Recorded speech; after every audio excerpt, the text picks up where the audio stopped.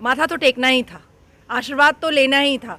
नाजिया आज अगर जिंदा है, नाजिया आज अगर बची हुई है, नाजिया अगर जिहादियों से सुरक्षित है, तो वो तो हर हर महादेव की कृपा है, भगवान राम की कृपा है जो मैं बची हुई हूँ। बहुत अच्छा लगा है।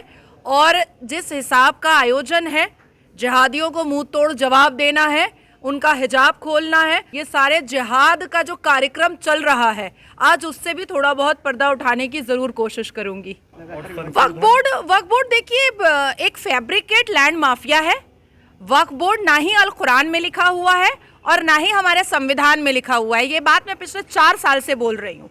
सुप्रीम कोर्ट के अंदर परिषद में भी मैंने ये बात बोली थी, गेट डी के सामने भी मैंने ये बात बोली थी, सीपी प्राचीन हनुमान मंदिर के सामने भी मैंने ये बात बोली थी कि अल कुरान में अगर मुसलमान बोलते हैं कि वक्फ बोर्ड एक शरिया का एक हिस्सा है, तो मुझे अल कुरान के अंदर से दिखा दो ना भैया। और शरिया हम क्यों मानेंगे? हम क्या जिन्ना को मानते हैं? मुसलमान क्या जिन्ना को मानता है? अगर मुसलमान जिन्ना को मानता है तो टिकट टू पाकिस्तान, यहां रहना है तो संविधान मानना है।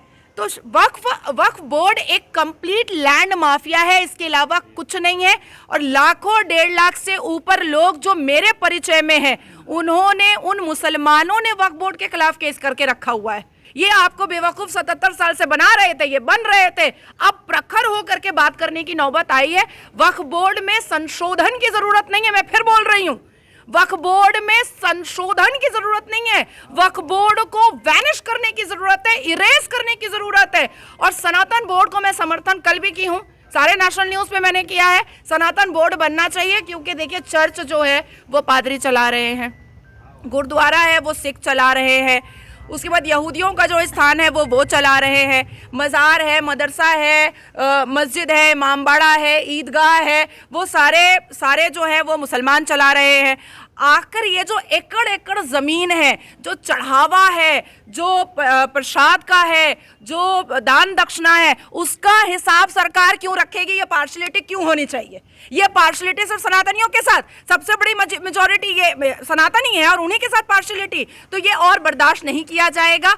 या तो मौलवी मुल्ला ये बताए कि अल कुरान के कौन से पारा, कौन से सूरा, कौन सी आयत में वक्फ बोर्ड लिखा हुआ है तो हम मानेंगे, और नहीं तो संविधान में बताए कि कौन से आर्टिकल, कौन से चैप्टर, कौन से सेक्शन, कौन से सब सेक्शन में लिखा हुआ है तो हम मानेंगे। और अगर दोनों में कहीं नहीं लिखा हुआ है तो इसको वैनिश करना चाहिए, इरेज कर देना चाहिए, ताला लगा देना चाहिए। कि यहाँ पर मेजॉरिटी हिंदुओं की है, हमेशा से हिंदुओं का यहाँ रहन सहन रहा है।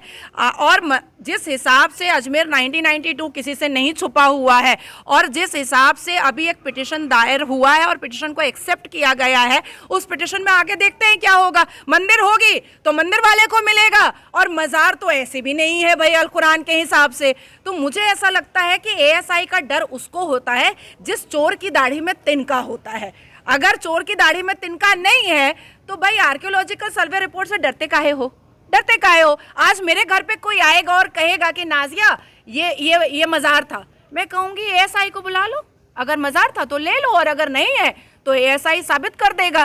तो एएसआई से वही डर रहा है जो उटंगे पैजामे वाला है, जो लंबे कुर्ते वाला है, जो जालीदार टोपी वाला है। हम तो नहीं डरते भाई, हम तो संवैधानिक मुसलमान हैं, हम तो नहीं डरते।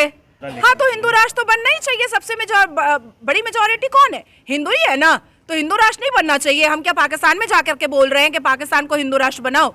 भारत तो हिंदू राष्ट्र है ही है।